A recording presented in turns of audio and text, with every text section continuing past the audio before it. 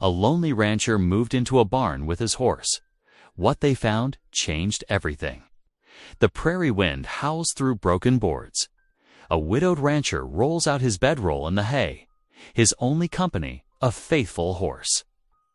But in the dark of night he hears a sound, a whisper, a shadow in the loft.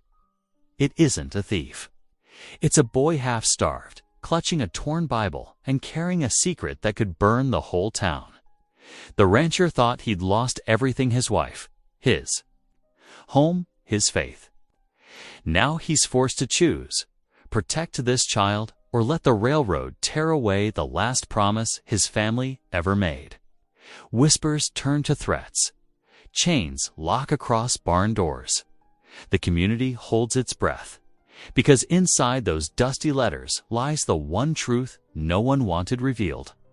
Can a broken man and a silent boy fight back against greed? Prejudice and lawson turn a barn into the one place hope refuses to die. Comment below and tell me where in the world you're joining from. And if this story made you pause for a moment, hit that subscribe button for more. The summer storm came without warning. A savage burst of lightning that split the afternoon sky.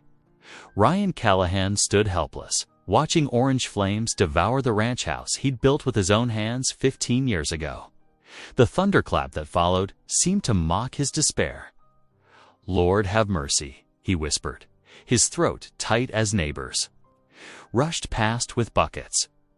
The wind whipped embers high, carrying bits of his life into the darkening sky. Even with everyone's help, the blaze was too fierce to fight. Mrs. Henderson from the next farm over touched his arm. "Ryan, you best step back now. There's nothing more to be done." He nodded, unable to speak. The heat pressed against his face as the roof timbers groaned and collapsed inward. Everything was in there: Sarah's quilts, her letters, the family Bible with their marriage date written in her careful hand. All turned to ash in minutes. The rain came too late, pattering down as the last flames sputtered out. Folks offered him a place to stay, but Ryan couldn't bear their pitying looks. He thanked them, watching until the last wagon disappeared down the muddy road. Evening settled over the smoking ruins. Ryan led Samson, his draft horse, into the barn where they'd worked side by side for so many years. The big horse's hooves clomped heavily on the wooden floor, echoing in the empty space. "Just you and me now, old friend," Ryan said, his voice rough. He removed Samson's harness, fingers moving automatically through the familiar buckles. The horse turned his head. Warm breath ghosting over Ryan's shoulder as if in comfort. The barn felt cavernous, shadows gathering in the rafters. Ryan spread his bedroll on a pile of fresh hay, his movements slow with bone-deep weariness. A cold supper of beans from his saddlebag would have to do. He hadn't the heart for anything more. The lantern cast a weak circle of light as he sat cross-legged. On his makeshift bed, rain drummed steadily on the roof, and wind whistled through gaps in the weathered boards. Samson shifted in his stall, the familiar sounds somehow emphasizing Ryan's solitude. "Reckon we've had better suppers, eh?" Ryan spoke softly to the horse, spooning up the bland beans. Samson nickered softly in response, his dark eyes gleaming in the lamplight. The horse had been his constant companion since Sarah passed 3 years ago, patient witness to countless one-sided conversations. But tonight was different. Tonight, Ryan had lost the last tangible pieces of his life with Sarah. The house where she'd hummed hymns while kneading bread, where her garden roses had climbed the porch rails, where her laugh had brightened every room, all gone now. He set aside his tin plate, unable to finish. The emptiness inside him seemed to echo the bare barn walls. A man of 40 shouldn't be sleeping in his barn like some drifter, he thought bitterly.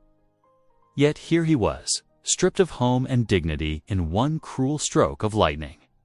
The rain grew heavier, finding new leaks in the old roof. Water dripped steadily into a bucket in the corner, each drop marking time in his newly diminished world. Ryan pulled his blanket tighter, the wool rough against his chin. "Maybe the good Lord's given up on me, too," he muttered, reaching for the lantern.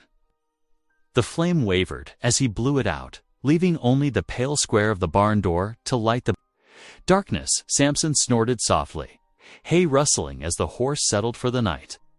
Ryan lay back, arm crossed behind his head, staring up at nothing. The rain continued its steady rhythm, reminder of all he'd lost and the long, lonely night ahead. Here in the dark, with only his horse for company, Ryan felt the full weight of his isolation. The barn that had sheltered his livestock for so many years now sheltered him to a man, cast adrift from everything familiar, everything dear. As sleep finally came, his last conscious thought was a prayer.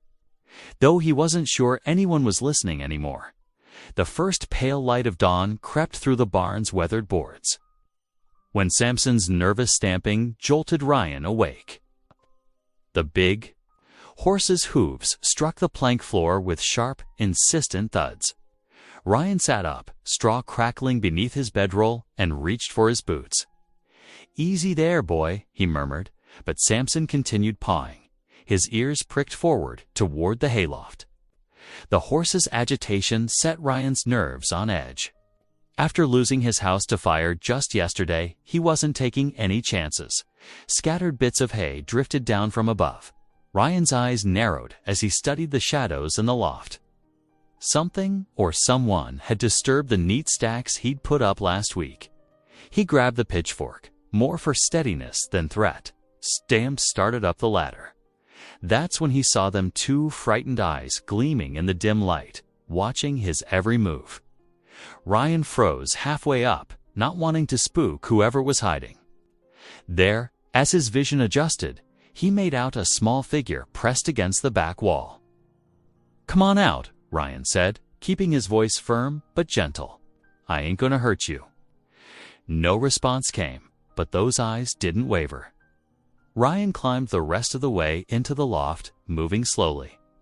Now he could see it was a boy, no more than 12 years old, clutching something to his chest. The child's clothes were little more than rags, his dark hair tangled with bits of hay. "You got a name, son?"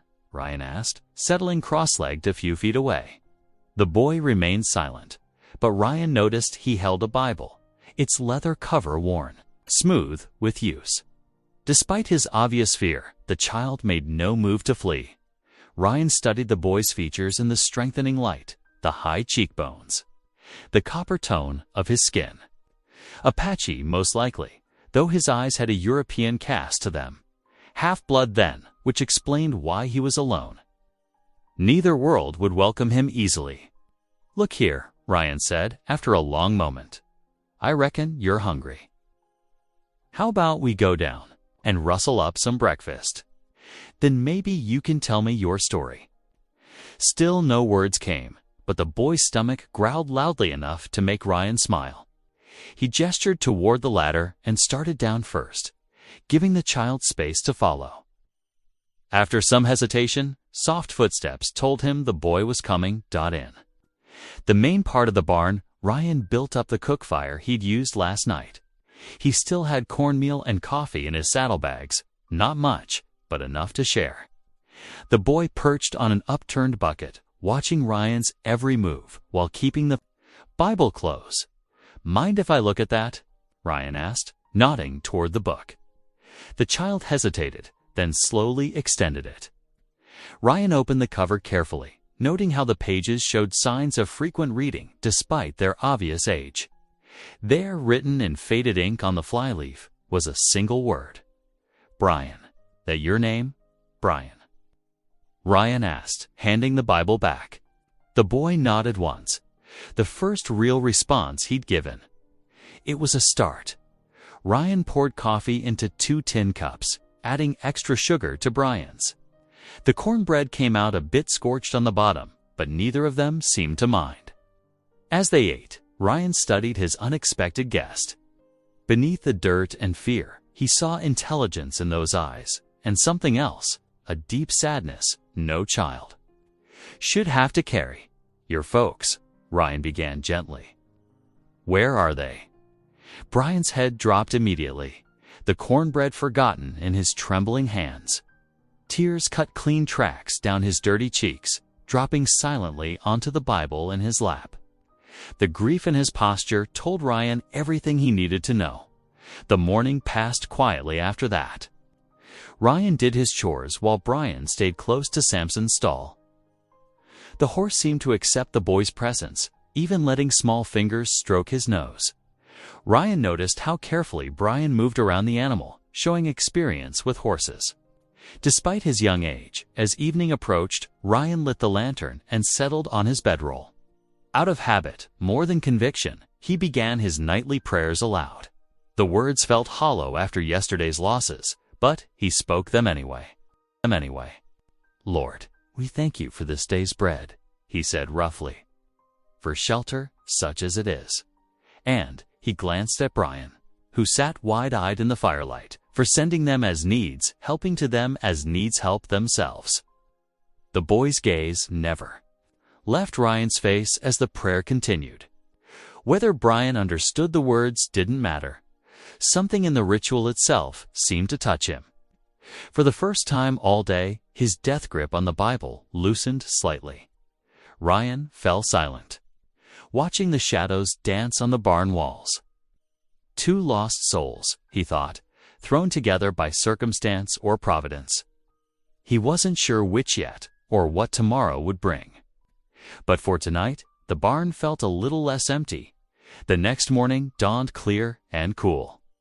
Ryan hitched Samson to the wagon, checking the traces twice before helping Brian climb up to the wooden seat. The boy's small frame barely took up any space, and he kept his Bible clutched close, as always. "Reckon we need supplies, since the fire took most everything," Ryan said, clicking his tongue to start Samson moving. "Might as well show you the town, such as it is." The wagon wheels creaked as they rolled down the rutted trail. Ryan tried making conversation, pointing out landmarks along the way, the creek where he watered his cattle, the old oak tree struck by lightning 2 summers back, the spot where wild turkeys often crossed. Brian listened but stayed silent, though his eyes took in everything. "That meadow there," Ryan gestured with his chin, "grows the sweetest grass come springtime. Cattle get fat on it quick." He glanced sideways at the boy. "You ever worked with cattle before?" Brian's face remained impassive, giving no sign whether he understood or not. Ryan sighed and fell quiet, letting the steady clip-clop of Samson's hooves fill the silence. The town came into view around mid-morning. A collection of weather-beaten buildings strung along the dusty main street. Ryan noticed Brian tensing beside him as they approached. The boy's fingers whitened around his Bible. They hadn't even reached the general store before the whispers started. 2 women on the boardwalk stopped their conversation to stare, their faces pinched with disapproval. Ryan felt Brian shrink closer to his side. The bell above the store door jangled as they entered. Mr. Peterson. The owner looked up from his ledger. His usual friendly smile vanished when he spotted Brian. "Callahan," he said stiffly, eyes narrowing. "Heard about your house.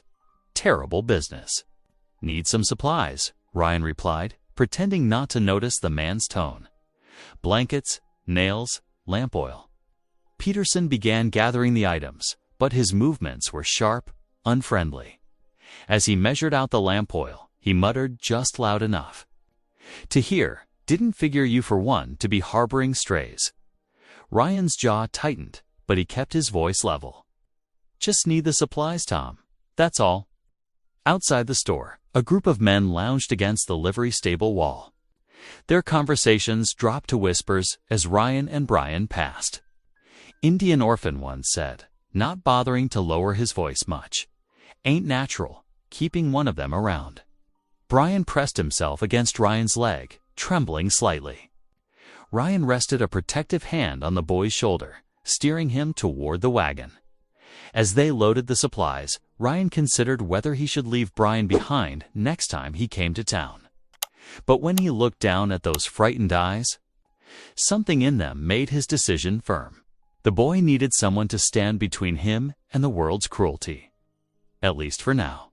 The return journey seemed longer, the sun beating down on their backs.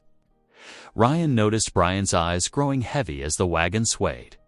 Gradually, the boy's rigid posture softened. By the time they crossed the creek, Brian had slumped against Ryan's arm. Fast asleep. Ryan drove carefully then, avoiding the worst ruts. In the trail, something warmed in his chest at this simple sign of trust. The boy who wouldn't speak, wouldn't even make eye contact that morning, now felt safe enough to sleep against him.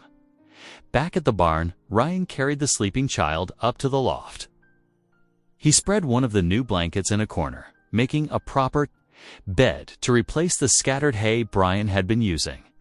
The small lantern he'd bought would give the boy some light of his own. Brian woke as Ryan set him down, blinking in confusion before scrambling back against the wall.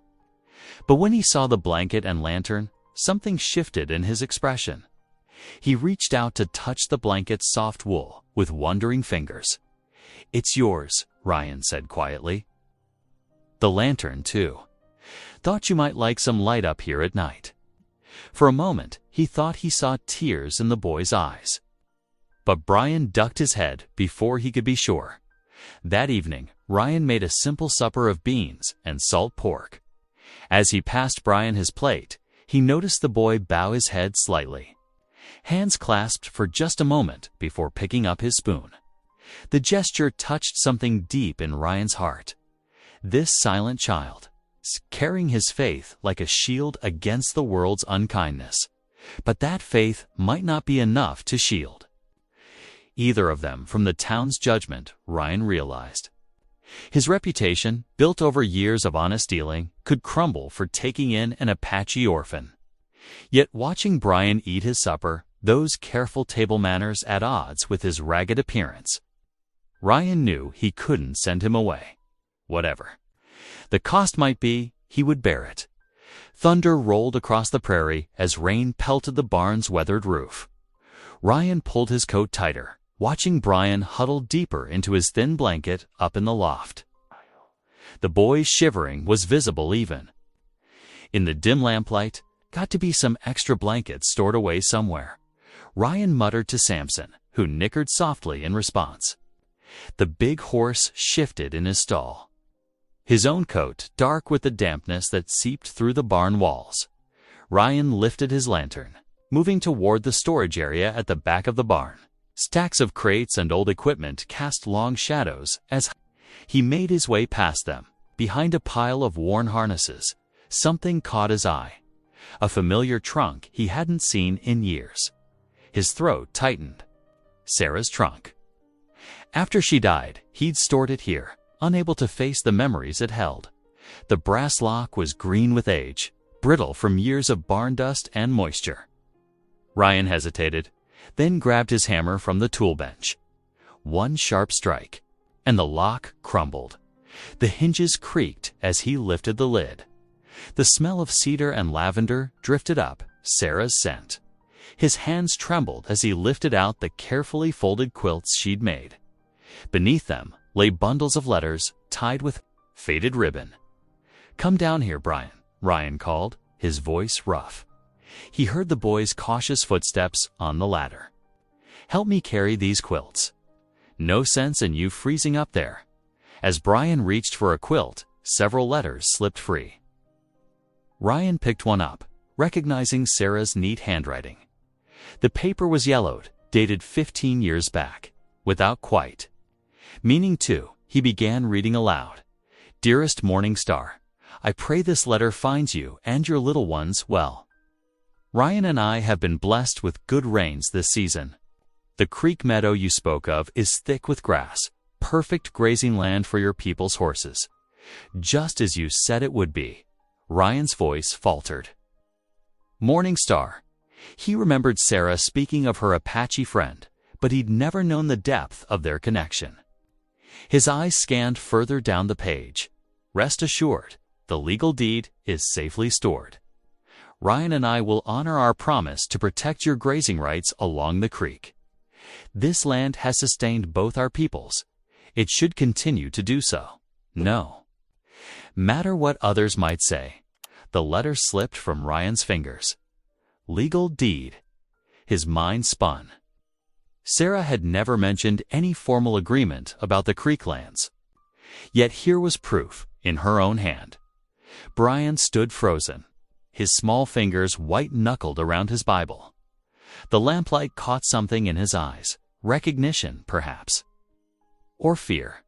There's more, Ryan murmured, picking up another letter. This one was newer, written just months before Sarah's death. Morning Star, my friend. Dark times are coming. Some here speak of fencing off the creek, of driving your people further out. But the deed stands firm. I've instructed Mr. Harrison at the bank to protect these documents. Your children and their children will always have right to graze here. As we agreed, thunder crashed overhead, making them both jump. Samson whinnied nervously, stamping in his stall. Ryan stared at the scattered letters, understanding slowly dawning. Brian's presence here, now, couldn't be mere chance. The boy's mother, could she have been? Lord Almighty, Ryan whispered, looking up at the rafters. For the first time since Sarah's death, he felt something stir in his heart. Not just grief, but purpose. These letters weren't just sentiment. They were a promise, a legal trust he'd known nothing about. And now this silent boy had appeared, as if sent by God himself to help him fulfill it. Brian sat cross-legged on the barn floor, one of Sarah's quilts wrapped around his shoulders. His Bible lay open in his lap, though in the dim light he couldn't possibly read it. Ryan watched him, seeing not just a frightened orphan now, but perhaps the answer to his wife's prayers. The rain drummed steadily on the roof as Ryan gathered the letters, handling each one with reverence. He'd need to visit Mr. Harrison at the bank, learn the full extent of Sarah's arrangements. But that could wait until morning.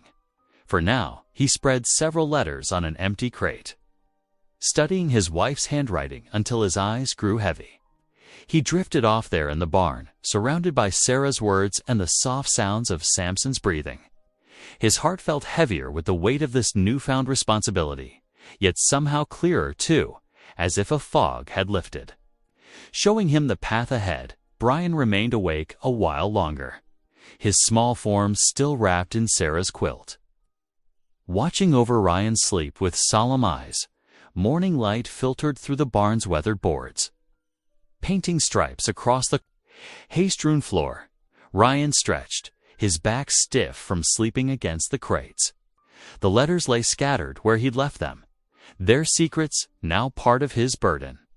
Time to earn our keep, Ryan called up to the loft. Brian's tousled head appeared at the edge, eyes alert despite the early hour. Come on down. Barn chores wait for no man.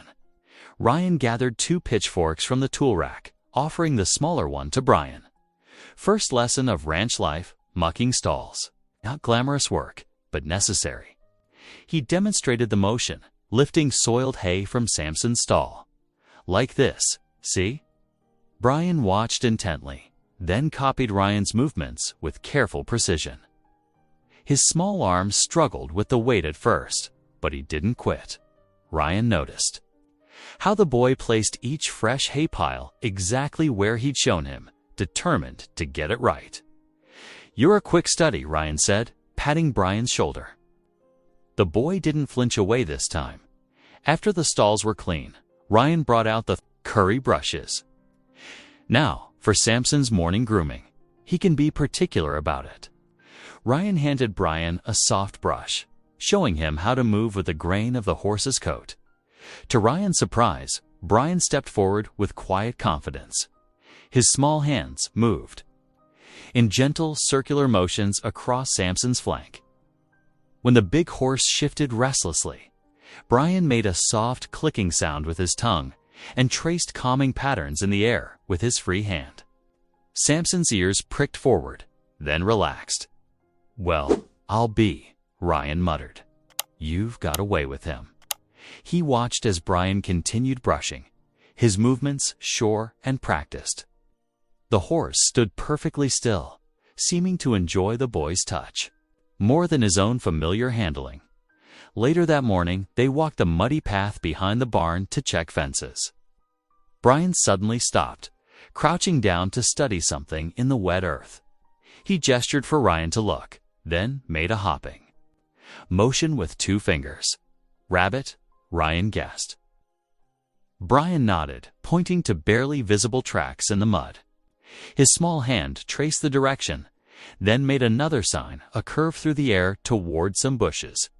Ryan followed as Brian led him along the trail, showing him subtle signs he'd never noticed before. Bent grass blades, a tuft of fur on a bramble. The boy moved with silent grace, reading the ground like a book. At the thicket's edge, they found fresh droppings and a well-worn rabbit run. "Reckon you could teach me a thing or two about tracking," Ryan admitted. Brian's eyes crinkled slightly at the corners. Not quite a smile, but close. The day passed quickly in shared work. As dusk approached, Ryan lit the lamp and set out there. Simple supper of beans and cornbread. Before eating, he cleared his throat. Sarah, my wife, she never let us eat without saying grace first. Ryan's voice grew soft with memory. Said it wasn't right to take the Lord's blessings for granted, even in hard times. He looked at Brian across the lamp's glow. "Would you mind if I said a prayer?" Brian shook his head, watching Ryan intently. "Lord," Ryan began, "thank you for this food, and—" He paused as Brian's small hand reached hesitantly across the crate they used as a table. Understanding bloomed in Ryan's chest as he took the offered hand. "Thank you for sending us friends when we needed them most," he continued, his voice rougher. "Amen. Amen." Brian whispered his first word since arriving, though barely audible. It hung in the air like a bell's echo. Later, as Brian slept in the loft, Ryan lay awake, listening to the barn's familiar creaks. Sarah's letters weighed heavy on his mind. The creek she'd written about, the one promised to Brian's people, ran right where the railroad. Surveyors had been marking lately. He'd seen their stakes, bright red flags marking progress toward his land. Ought if the railroad claimed that water access, it wouldn't just be his problem anymore. Sarah's letters proved others had legal rights to that creek, rights she'd promised to protect. Ryan turned restlessly in his bedroll, remembering the railroad men's aggressive manner. Their disregard for existing claims. Samson nickered softly in his stall, and somewhere in the loft, Brian muttered in his sleep.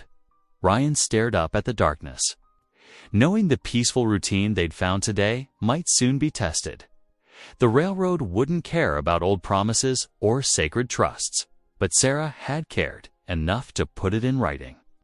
And now, somehow, her trust had passed to him. Sunday dawned crisp and clear. The kind of morning that made the distant mountains look painted against the sky. Ryan stood in the barn doorway, straightening his worn but clean shirt collar. He hadn't stepped foot in church since Sarah's funeral, but something pulled at him today. "What do you reckon, Samson?" he asked the horse, who stomped a hoof in response. "Yeah, maybe it's time." He glanced up at the loft where Brian sat cross-legged, already dressed in the cleanest clothes they could piece together. The boy's hair was neatly combed, his small face scrubbed pink. "You don't have to come," Ryan offered. "Might be easier staying here." But Brian climbed down and walked straight to the wagon, his Bible clutched tight against his chest. Ryan felt a surge of protective pride mixed with anxiety. He hitched Samson carefully, checking each strap twice. The wagon wheels creaked along the rutted road into town. Ryan kept sneaking glances at Brian, who sat straight-backed beside him, watching the landscape roll past. The church bell tolled across the valley, calling the faithful to worship. As they pulled up to the small white church, Ryan's stomach nodded. Several families milled around outside, their Sunday conversations falling silent as Samson's hooves clopped to a stop. Ryan helped Brian down, forcing himself to walk tall up the wooden steps. The sudden hush inside the church felt heavy as a wool blanket. Women in their best dresses turned to stare, fans stopping mid-flutter. Ryan heard the whispers start immediately. "That's the Apache boy living in Callahan's barn after his house burned." Brian pressed closer to Ryan's side but didn't drop his gaze. Just then, Preacher Matthews stepped down from the pulpit, his weathered face creasing into a warm smile. "Welcome, welcome," he called out, crossing the wooden floor with purposeful steps. He extended his hand first to Brian. "I'm mighty pleased you've joined us today, young man. Would you like to sit up front where you can see better?" Brian glanced up at Ryan, who nodded encouragingly. The preacher guided them to a pew near the altar, speaking loudly enough for all to hear. "The Lord's house welcomes every soul who seeks him." A few more people filtered in, filling the church with rustling skirts and creaking boots. Ryan felt the weight of stares on his back. But the preacher's greeting had changed something in the air. Mrs. Miller, the baker's wife, even smiled as she passed. The service began with familiar hymns that brought memories flooding back, Sarah's clear voice joining the chorus, her hand steady on the hymnal they'd shared. Ryan's own voice felt rusty with disuse. Then Preacher Matthews opened his Bible, the pages whispering in the hushed sanctuary. "Today's sermon," he announced, "comes from James chapter 1, verse 27. Pure religion and undefiled before God and the Father is this, to visit the fatherless and widows in their affliction." Ryan's throat tightened. The words seemed aimed straight at his heart, at the boy sitting silent beside him. He thought of Sarah's letters, her promise to protect those who needed shelter. Had God been guiding him all along? After the final hymn, a few neighbors approached with cautious smiles. Old Mrs. Henderson pressed a wrapped piece of honey cake into Brian's hands. But as they headed for the wagon, Frank Weber, who ranched the next property over, caught Ryan's arm. "Need to warn you," Weber muttered, glancing around. "Railroads. Making moves. Heard tell they're fixing to claim land all along that creek, including your barn lot. Foreman Briggs was in town yesterday, filing papers. Ryan's chest constricted. "They can't just take it," he protested, but his voice lacked conviction. Weber shook his head grimly. "They're saying it's for the greater good, progress, and such." "Better watch yourself, Ryan. They play rough." The wagon ride home felt longer, the Sunday quiet, heavy with Weber's warning. Ryan's hands were tight on the reins, his thoughts churning like storm clouds.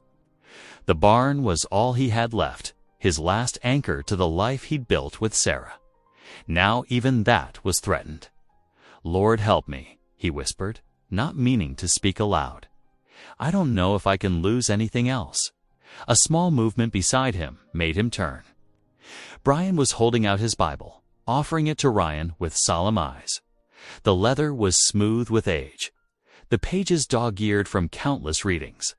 Ryan took it carefully in his calloused hands, feeling its solid weight. Something steady settled in his chest as he held the boy's treasured book. Here was Brian, who'd lost everything, sharing his one remaining comfort. Ryan handed the Bible back gently, understanding the gift wasn't the book itself, but the trust behind it. Samson's hooves beat a steady rhythm on the dusty road. The afternoon sun warmed Ryan's shoulders through his Sunday shirt and Brian's. Quiet presence beside him felt like an answer to a prayer. He hadn't known how to speak. Morning light streamed through the barn's weather-worn boards as Ryan saddled Samson. The letters from Sarah's trunk sat carefully folded in the leather saddlebag, their edges soft with age. He needed to see the creek for himself, to understand what the railroad wanted with this patch of drought-stricken earth. "Coming along?" Ryan asked Brian, who hovered nearby with an eager look. The boy nodded, already reaching for Samson's mane. Ryan lifted him onto the horse's broad back, then swung up behind him. "Hold steady now. rode out under a harsh sun the late summer, heat pressing down like a wool blanket. Samson's hooves kicked up dust from the parched earth as they followed the old cattle trail toward the creek. Brian sat straight and sure, his small hands gripping the saddle horn. Every so often, he'd point out tracks in the dirt rabbit prints. Deer trails, the scattered marks of quail. The creek came into view around midday, a silver thread winding through the yellow grass. Ryan pulled Samson to a stop on a low rise, studying the landscape. The water ran lower than he remembered, victim to the long drought, but still flowed sweet and clear over smooth stones. "Your people used this water too, didn't they?" Ryan asked. Softly, Brian nodded, his eyes scanning the creek banks. Sarah's letters had spoken of sharing these grazing rights with Apache families who'd been here long before the homesteaders arrived. They rode closer, and Ryan's jaw tightened. Fresh surveyor marks dotted the landscape, bright red paint. Splashed on boulders, tall wooden poles thrust into the earth at measured intervals. The railroad's claim stakes marched along the creek like unwelcome sentries. "Damn their eyes," Ryan muttered, then caught himself. "Pardon my language, boy." They dismounted to investigate further. Clear trails crisscrossed the creek bed where neighbor cattle had come to drink. Ryan recognized the tracks: Weber's, Hereford's, Old Thompson's mixed-breed stock. All these families depended on this water, just as Sarah's letters had described. Brian wandered a few steps away, crouching near the water's edge. His quick hands moved among the plants growing there, gathering something green and fragrant. Returned to Ryan's side, pressing a handful of wild mint into his palm. The fresh scent cut through Ryan's anger like a cool breeze. "Much obliged," Ryan said quietly, tucking a sprig into his shirt pocket. The boy's simple gesture reminded him of Sarah's gentle way of soothing his temper. They explored further downstream, finding more survey markers. Each new stake felt like another nail in the barn's coffin. The railroad meant business. They'd claim this land, water rights and all, unless someone stopped them. The sun was sinking toward the mountains when they finally turned back. Storm clouds gathered on the horizon, dark and brooding. Samson seemed to sense the changing weather, his ears twitching at distant thunder. Back at the barn, Ryan helped Brian down from the saddle. The boy started toward the loft, but Ryan called him back. "Wait a minute, son. We need to talk." They sat on hay bales while Ryan struggled to find simple words. "Those markers we saw today, they mean trouble's coming." He ran a hand through his graying hair. "Railroad men might try to take our barn, maybe soon. They want all that land by the creek." Brian's face clouded. His fingers found his Bible, clutching it close like a shield. Ryan wished he could promise everything would be all right, but false hope wasn't his way. "I aim to fight it," he continued. "But you should know what we're facing. Them railroad fellows, they got money and lawyers. All we got is Sarah's letters and what's right." Thunder rolled closer, rattling the barn's weathered boards. Brain's eyes were wide in the growing darkness, but Ryan saw no fear there, only the same quiet determination he'd come to know in the boy. Rain began to patter on the roof, soft at first, then harder. Ryan lit the lantern as the storm gathered. Strength, beyond their wooden walls, wind moaned across the prairie like a wild thing. But it wasn't the weather that worried Ryan most. He felt a different kind of storm building, one that would test everything they had. Brian climbed up to his loft, Bible still hugged tight to his chest. Ryan watched him go, thinking how quickly the boy had become part of his life. Now he had more than just himself to protect. Sarah's voice seemed to whisper from her letters, reminding him of promises made and debts owed to both neighbors and land. The thunder crashed again, closer now. Samson whickered softly in his stall, and Ryan went to check his water bucket. The barn had sheltered him through one storm already. He prayed it would stand through whatever came next. The next morning dawned cool and damp. Ryan stood in the barn doorway, studying the patches of blue sky between scudding clouds. They had work to do if they meant to make the barn more livable. Brian appeared at his elbow, already holding the hammer Ryan had left by his bedroll. "Reckon we better start with that roof," Ryan said, pointing to where water had dripped through. "During the storm, can't have our home leaking like a rusty bucket."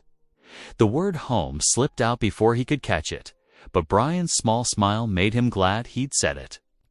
They spent the morning patching holes, Ryan showing Brian how to overlap the wooden shingles just right.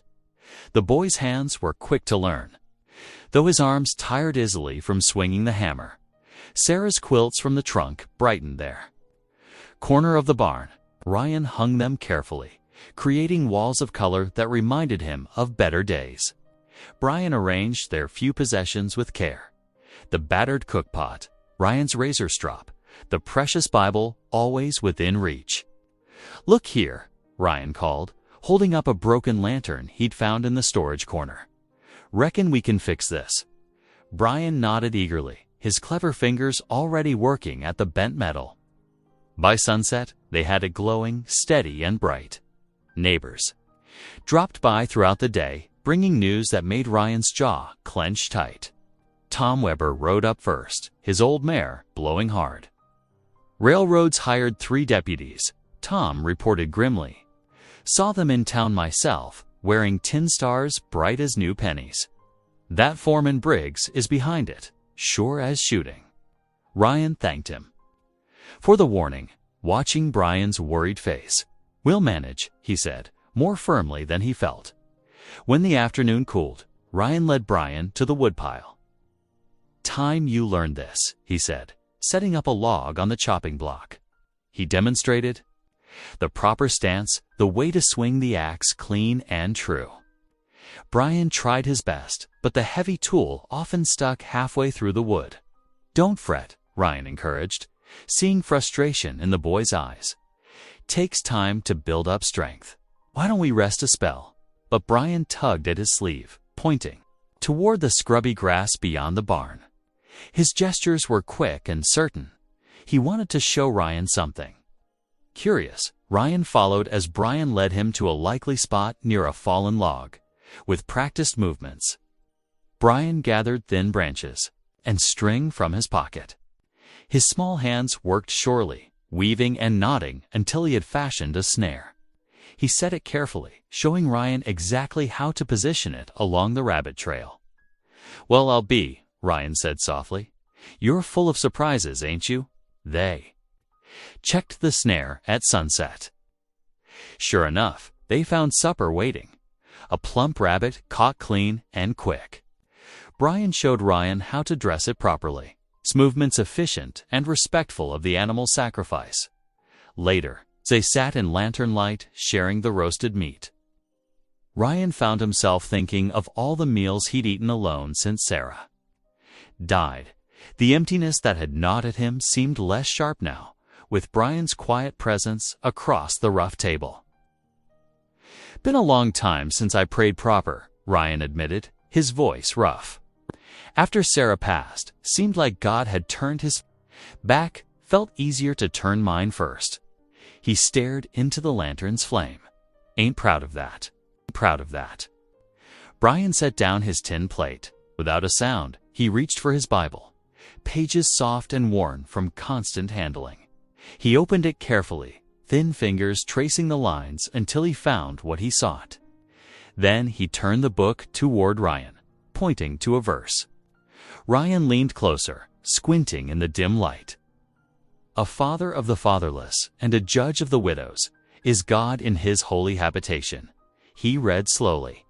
The words seemed to hang in the air between them. Something broke loose in Ryan's chest, like ice cracking on a spring creek. He bowed his head, hands gripping the edge of the rough table. "Lord," he began, voice cracking. "Been a while since I talked to you proper. Reckon I've been carrying too much pride and not enough faith." He swallowed hard. Thank you for sending this boy. Thank you for Sarah's letters showing us the right path.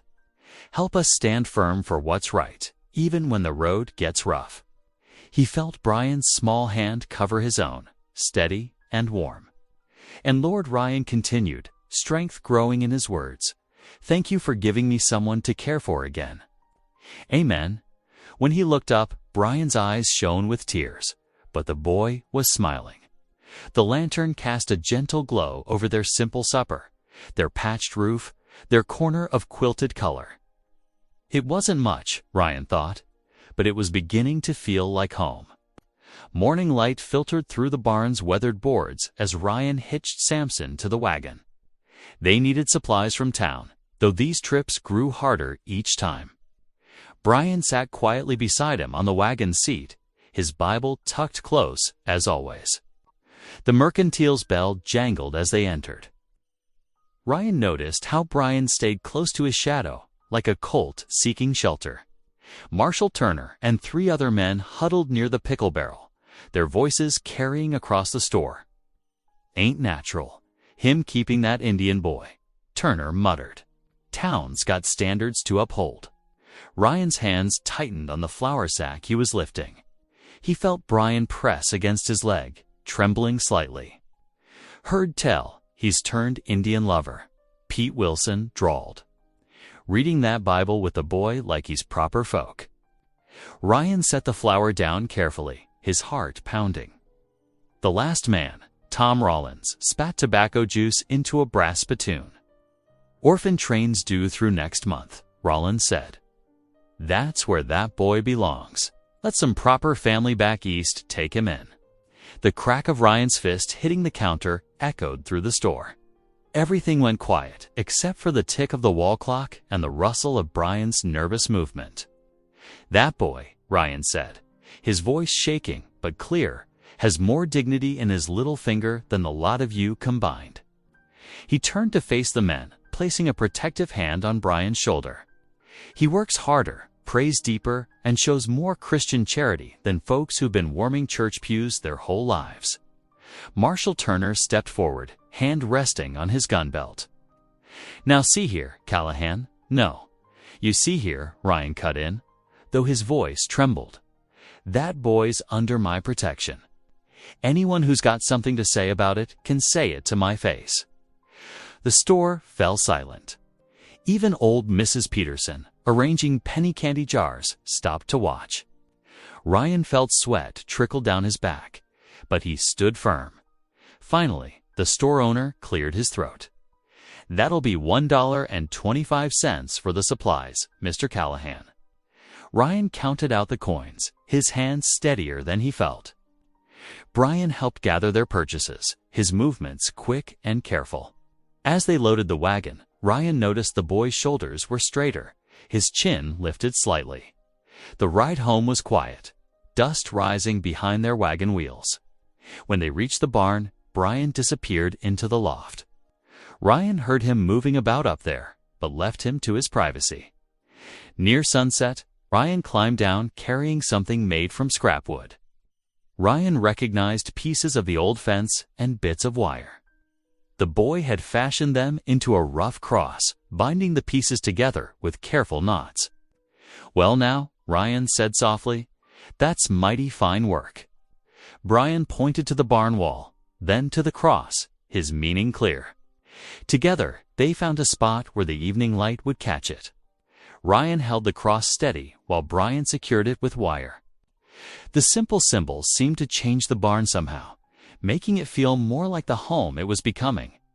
Days passed in steady labor. Ryan hauled water from the creek, the buckets growing heavier as summer heat baked the land. Brian took to caring. For Samson, brushing the big horse until his coat gleamed.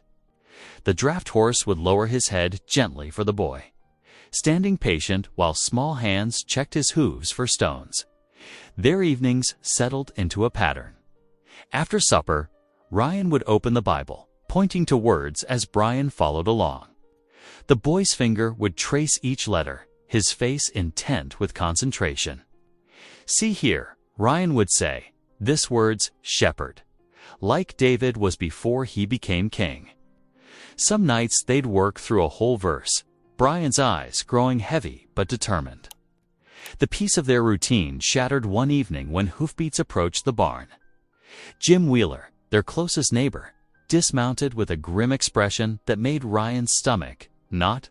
"Got word from town," Jim said, declining Ryan's offer to sit.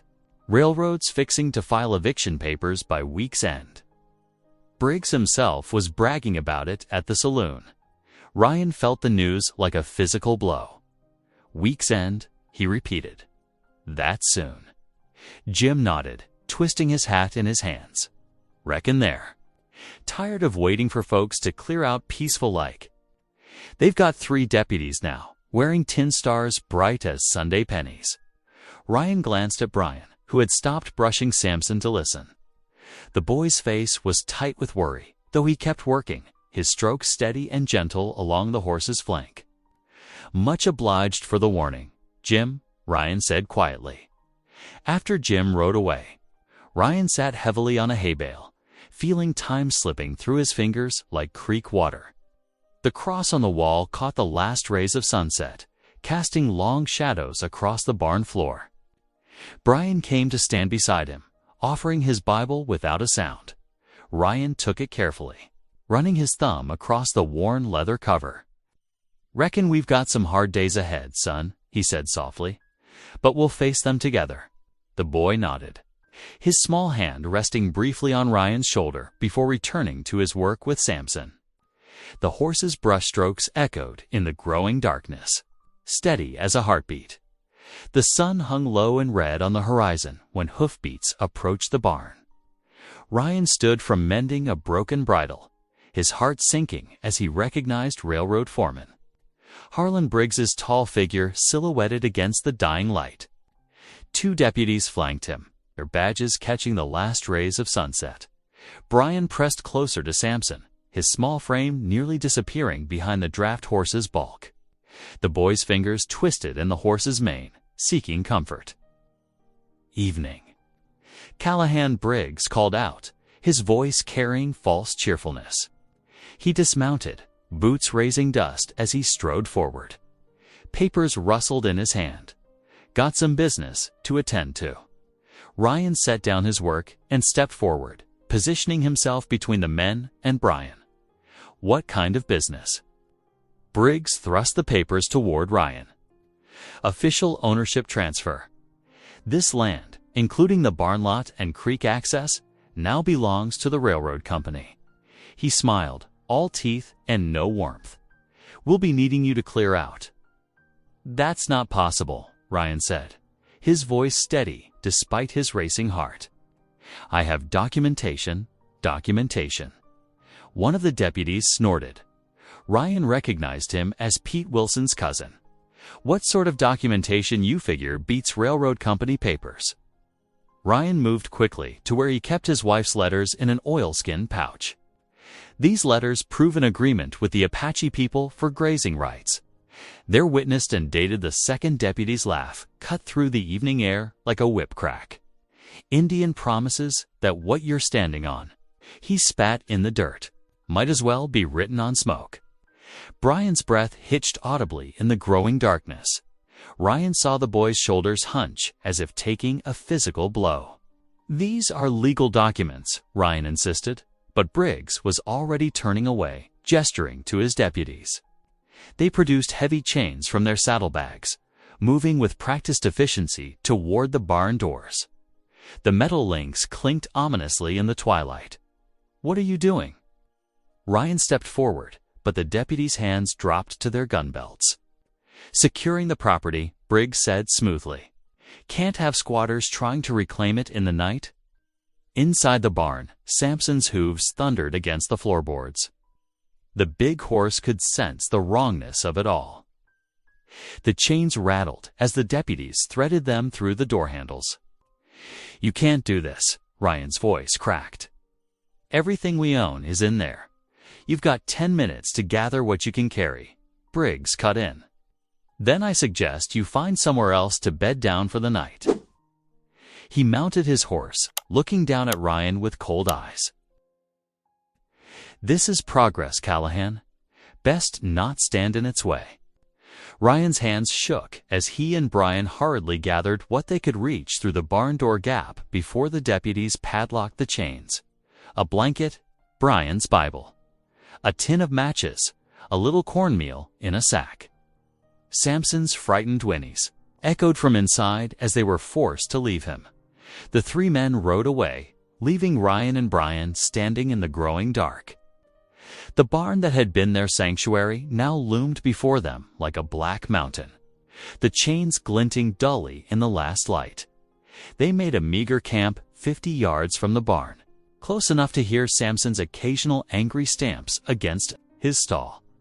Ryan managed to start a small fire, but it seemed to emphasize the darkness pressing in around them.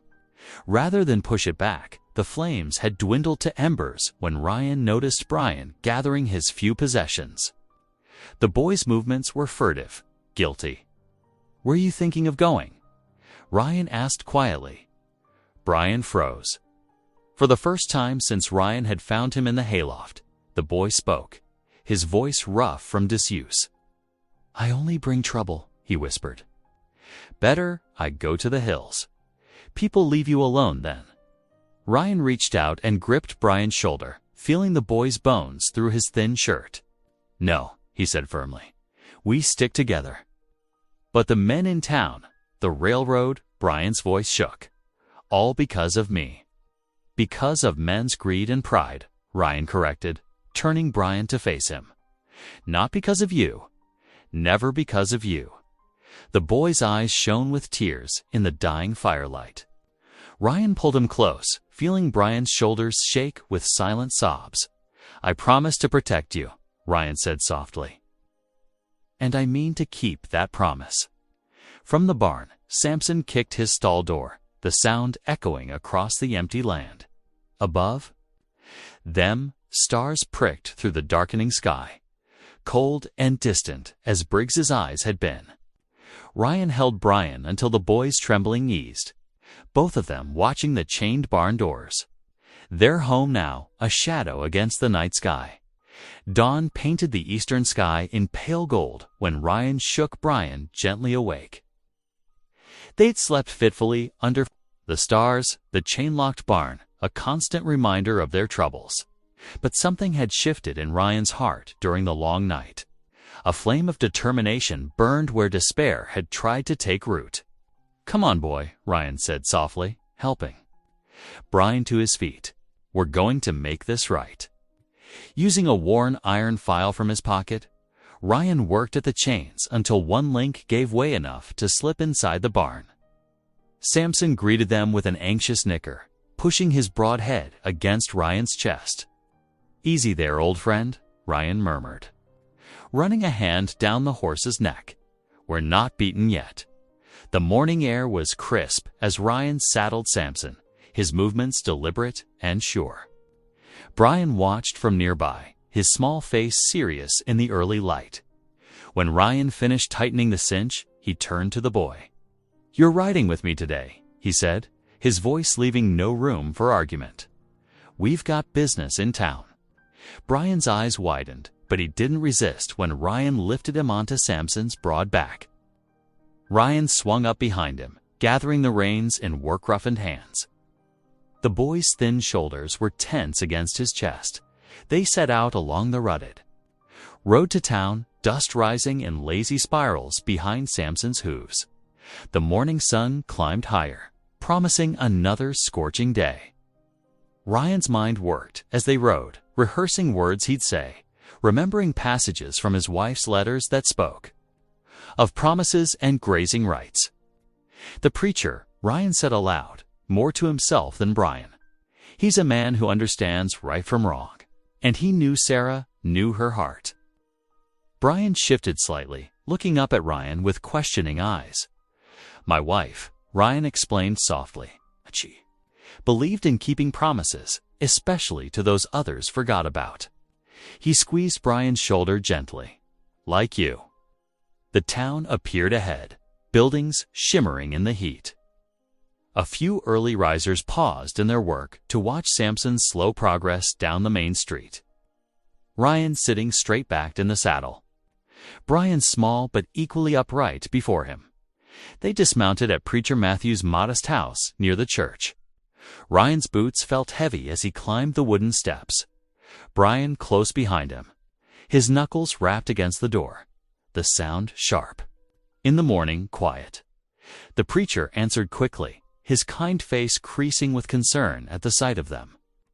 "Brother Ryan, what brings you so early?" "Need your help, preacher," Ryan said, his voice rougher than he'd planned. "Got something important to show you?" Inside, the preacher's wife quietly served coffee while Ryan spread Sarah's letters carefully. On the kitchen table, morning light streamed through gingham curtains, highlighting the faded ink and careful handwriting. Ryan's fingers trembled slightly as he pointed to specific passages. "Sarah made a promise," he explained, his voice growing, stronger as he spoke, "to Brian's people about the creek land and grazing rights. She wrote it all down, had witnesses sign it." He looked up at the preacher. "The railroad can't just ignore that, can they?" Preacher Matthews read carefully, his weathered fingers tracing the lines. "These are properly witnessed," he said slowly. "And Sarah was always particular about such things." He looked up, meeting Ryan's desperate gaze. "There's a town meeting tonight at the church. Harvest planning and such. But this," he tapped the letters gently, "this needs to be heard too." Relief flooded through Ryan. "You'll help us present it." "Better than that," the preacher said, standing. "I'll back you myself. The town needs to remember what's right isn't always what's easiest." He smiled at Brian, who had been silent throughout, but whose eyes showed keen understanding. Sometimes God sends us reminders of our better natures in unexpected packages. They spent the next hour planning how to present their case. The preacher's wife brought more coffee and some fresh bread, clucking sympathetically when she heard about their night under the stars. Brian ate carefully, his eyes never leaving the letters on the table. When they finally stepped back outside, the sun was high and hot. Ryan felt lighter despite the heat, hope rising in his chest for the first time since the railroad men had arrived. He helped Brian mount Samson again, then swung up behind him. "We'll come back for the meeting tonight," Ryan told the preacher, who stood on his porch with Sarah's letters carefully folded in his hand. "I'll have the lamps lit," Preacher Matthews promised. "And Ryan." He stepped closer, laying a hand on Ryan's knee. "Your Sarah would be proud of you both." Brian's small frame straightened at these words. Ryan felt the boy's quiet determination matching his own as they turned Samson toward home. The railroad's chains still hung on their barn, but now they seemed less like shackles and more like a temporary inconvenience. Tonight, Ryan thought they would make their stand. Not just for the land, but for promises kept and wrongs made right. He felt Brian nod, as if hearing his thoughts, and together they rode through the dust-filled morning, preparing their hearts for the evening ahead. Oil lamps flickered against the church's whitewashed walls as townspeople filed in for the evening meeting. Their whispers echoed off the high ceiling, mixing with the creak of wooden pews and the rustle of cotton skirts. Ryan stood at the back, letters clutched in his sweating palm, while Brian pressed close to his side. The railroad foreman, Harlan Briggs, strutted in with his deputies, their boots leaving dusty prints on the clean floorboards. They claimed a front pew, spreading out as if to own it. Briggs turned to fix Ryan with a mocking smile that never reached his eyes. "Folks," Preacher Matthews called out, his voice cutting through the murmurs.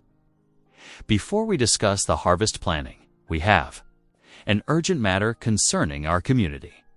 He gestured to Ryan.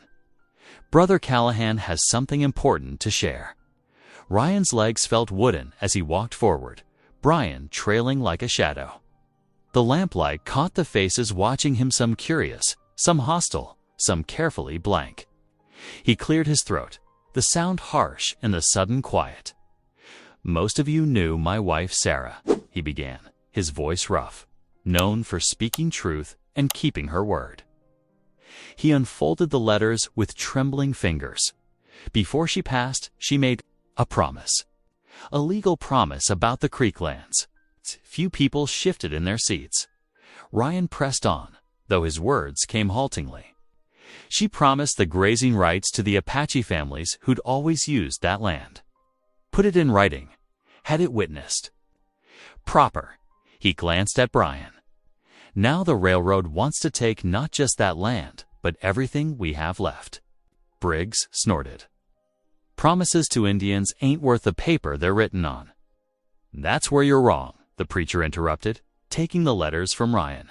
Now, these aren't just promises. They're legally witnessed documents with deed references. His voice grew stronger as he read aloud, in presence of witnesses. I hereby grant continued grazing rights to the Creek lands, as marked in County Deed Book 3, page 142. Murmurs rose again. Several ranchers who had been leaning toward Briggs now sat back, exchanging troubled looks. They knew Sarah's reputation for honest dealing. Furthermore, the preacher continued, these rights shall pass to their children and children's children as long as the creek flows. Ryan felt Brian trembling beside him. The boy's eyes were fixed on the letters, his small hands clenched. It's nonsense, Briggs declared, standing. You can't expect the railroad to honor some scratches on paper made by a woman, too, please. The single word, barely a whisper, silenced the church. Brian had spoken. Everyone stared at the boy, who hadn't uttered a sound in weeks. Tears streaked his dusty cheeks, but his eyes were steady. Please, he repeated, his voice stronger. The land was promised. The quiet deepened. Ryan laid a protective hand on Brian's shoulder, feeling the boy's courage like a flame. Preacher Matthews broke the silence. The law is clear on this. These letters, properly witnessed and referencing recorded deeds, establish legal rights that even the railroad must respect. He fixed Briggs with a stern gaze. Unless you want to explain to your Eastern investors why you're inviting a lengthy court battle. Briggs' face darkened. He glared at Ryan and Brian, then at the watching townspeople. Finding no support in their faces, he spun on his heel and stalked toward the door, his deputies scrambling to follow. The heavy church door slammed behind them, the sound echoing through the sudden quiet. Ryan felt Brian sag against him, as if speaking had drained his last strength. But the boy's eyes were clear now, free of fear for the first time since. Ryan had found him in the barn. Dawn painted the sky in soft pinks and golds as Ryan and Brian rode Samson toward home. The big horse's hooves kicked up little puffs of dust along the familiar trail. Neither had spoken much since leaving town, both still processing the victory at the church. As they crested the final hill, Ryan pulled Samson to a stop. His eyes widened at the sight below. At least a dozen wagons circled their barn, and twice as many people bustled about like ants on a sugar cube. The broken chains lay scattered in the dirt. Well, I'll be, Ryan whispered. Brian's grip tightened around Ryan's waist as they descended. Mrs. Peterson waved from where she directed a line of women. Carrying baskets and dishes into the barn, Mr. Thompson and his boys wrestled with fresh lumber, while others balanced on ladders, hammering new shingles into place. Children darted between the workers, carrying tools and running errands. Their laughter rang across the yard like church bells. Samson picked his way through the bustle, nickering at familiar faces. As Ryan and Brian dismounted, neighbors called out greetings. The preacher stepped forward, wiping sweat from his brow. Thought you might need a hand, he said, smiling. Seems the whole town had the same idea. Ryan's throat tightened as he watched. Men raised new wallboards where the old ones had rotted. Women scrubbed windows and hung fresh curtains in the barn's living space. Someone had even brought a proper table with chairs. Taking a hammer offered by young Tommy Peterson, Ryan joined the work. Each nail he drove felt like an anchor, securing not just boards, but hope. Tears slid down his cheeks, but he didn't wipe them away. A burst of unfamiliar sound made him turn. Brian was laughing, actually laughing as he raced through the corral with the other children. The boy's face glowed with joy, his silence forgotten in play. "That's worth every splinter," Mrs. Thompson said softly, passing by with a steaming pot. Even Samson received royal treatment. The men cleared his stall, laying fresh straw and installing a new feeding trough. The big horse inspected their work with dignified approval, accepting treats from small hands. As evening approached, lanterns winked to life inside the transformed barn. The scent of beef stew and fresh bread drew everyone inside. The neighbors crowded around the new table and perched on hay bales, filling the space with warm conversation and companionable laughter. Ryan watched Brian settle between two local boys his age, accepting a bowl of stew with a shy smile. The barn that had once echoed with lonely silence now hummed with life and fellowship. Mrs. Peterson touched Ryan's arm. "Sarah would be proud," she said quietly, "of both her men." Ryan nodded, unable to speak. In the golden lamplight, surrounded by neighbors become family, he finally felt at home. Night settled over the barn like a soft blanket, bringing with it a peaceful quiet after the day's bustling activity. The lantern cast a warm glow as Ryan sat with Brian and the preacher, watching the last neighbors gather their things. "We're much obliged to everyone," Ryan said, his voice thick with emotion. "More than I can rightly say." From his freshly cleaned stall, Samson whinnied contentedly, making the gathered folks smile. Brian, who had barely stopped grinning since the afternoon, looked over at the horse's upgraded quarters. "Reckon Samson's got finer lodgings than our bedrolls now," he quipped, his voice still soft but clear.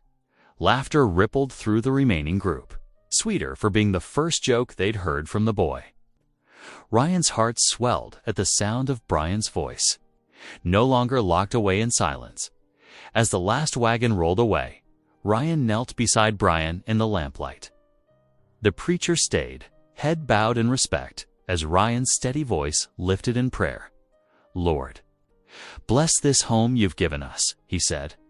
"Thank you for your mercy, for neighbors with helping hands, and for bringing this boy to my door."